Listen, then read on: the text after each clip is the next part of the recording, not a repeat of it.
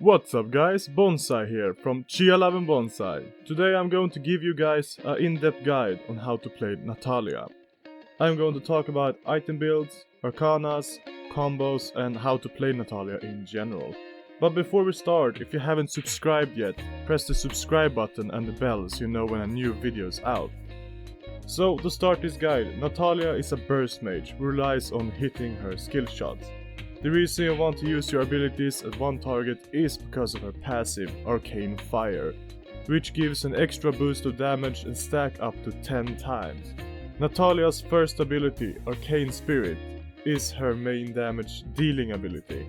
Tencent did upgrade this ability, so for every spirit you hit, you get a small reduction on the Arcane Spirit's cooldown. If you can hit all 5 spirits, you get a low 1 to 3 second cooldown, which makes you able to cast it again to deal twice the damage.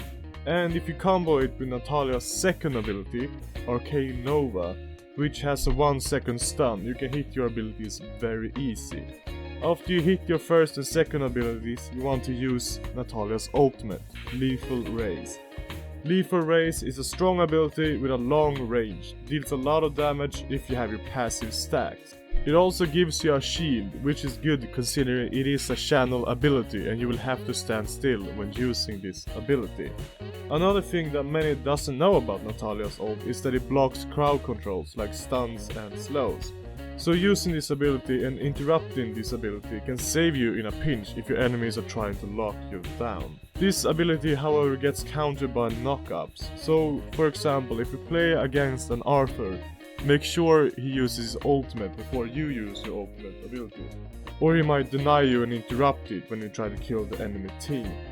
The ultimate ability is also very good in tight areas like the jungle, because the enemy team will stand together. There's less area to move around and dodge the ability. Same goes for her other abilities. I recommend to practice Natalia in practice mode before taking her out on the battlefield. Try adding the no cooldown bar when doing this to save time and practice under her ultimate ability the most. Because the aim is a little bit weird because you have to turn the ability like a wheel and not aim towards the enemies. The item build for Natalia I like the most is the glass cannon build, which gives you a lot of damage but you're very weak and easy to kill. I also have a secondary build here. I will put it up if you want to practice her first, or if you like more sustain but you won't do the same damage. You can't see this on the build, but I always pre-order and buy the Phoenix tier item. I do this on all mages I play, and the reason is if you for some reason lose lane or you play against a mage with a lot of good poking damage, for example Raz, the extra sustain is very good.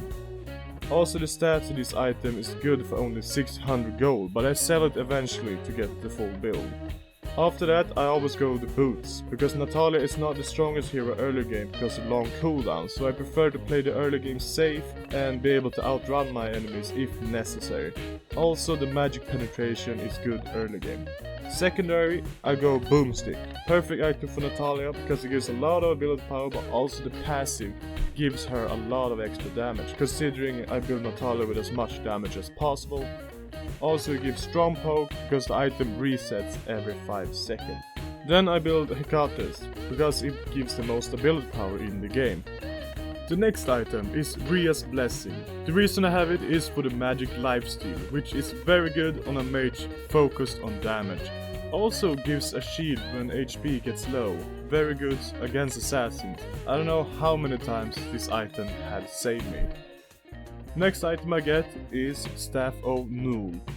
When you have got enough gold to buy this item, the enemy tanks will have a lot of magic defense, which will lower your damage. With this item I can keep doing a lot of damage even to the tanks. The magic pierce also applies to enemies who haven't built magic damage as well. Last item is Arctic Orb. Gives a lot of ability power, but what makes this item good is the passive, which can save you in a team fight from assassin, but also if you get caught by the enemy team, it gives your team a chance to save you. A really good item for mages in general, and if used correctly you have a big outplay potential. Now for Arcanas, I don't have a full Arcana page for this hero myself, because I usually don't play mage too much, but if I could choose the Arcana that would be the best for this hero, and my way of playing this hero, I would go 10 Violet as red Arcanas for the extra damage, but I see the extra magic pen is great early game, as well as late game. For the purple Arcanas, I will go 10 Devour, which gives me more damage but also some magic lifesteal, which are great early game, but also scale to late game, because I get 10% magic lifesteal to start with. And finally the green Arcanas, which usually is best for defensive stats. I will go for 5 Crusaders to get some base defense stats and cooldown. And I will go 5 Valiants, which gives me base health, which are great early game, and to have less struggle early game when Natalya is not the best. On the enchantments, I will put an enchantment page here so you can see. I go for Holy Thunder to get an extra damage for poking, also very good if you want to burst an enemy. Also I get Mark of the Frost, because you don't want to lose early game, and if you have a free Arctic Orb, it can save you from unnecessary deaths. Also I have the Treading Water, which makes me faster to move around the map, especially in the mid game where I want to roam around and get some free kills. So, how do you play Natalya? In the early game I play passively and try to farm. Natalya is not the strong heroes in the early game, and to avoid being caught by strong early game assassins and junglers, I stay at the lane most of the time. Also I have the enchantment which gives me movement speed on river, makes it easy for me to roam around to bot lane or to top lane to gank. But be very cautious when going down and know where the enemy jungler is. Also when ganking, wait for your teammates to start the fight or stun the enemy, that way it gets very easy for you to hit your skill shot. In the mid game you are a lot stronger, cooldowns are lower, and you're starting to get some items to do damage with. At this time you're going to look for fights, but you have to stay in the back. Try using the ability Arcane Spirits to poke the enemy. Then when your team locks down an enemy, you can burst them with a full combo, which will be first ability, second ability, and then ultimate ability. Also be aware of strong assassins like Kriknak and Murad, and try to hide in bushes before teamfights so the enemy does not have vision of you. Then it gets really hard for the enemy to find you during the teamfight. In late game is where the fun begins, and if you're good enough, you can kill 3 people alone. Your cooldowns will be very low, your first ability you can almost use all the time, assuming you hit all the 5 spirits, and your damage will be at max potential. At this time you're going to stay with your team and help out as much as possible in teamfights, still standing a bit away. A trick I myself use is to stand close to another teammate, usually the attack damage carrier, so if they come they will go for the attack damage carrier first and not me. One other thing I've noticed is Natalya has a very easy time kite if you get chased by an enemy team that doesn't have very high mobility. And Natalya's biggest strength is in her damage output. Also what makes her one of the strongest mages is that she does a lot of damage within seconds. The biggest weakness, however, is the lack of mobility and that she is a skill shot reliant mage. You have a very hard time to dodge assassins, but also any hero with a lot of mobility is a huge counter for Natalya, for example Raz and Tulen. The reason is that you have to hit your skill shots to do damage.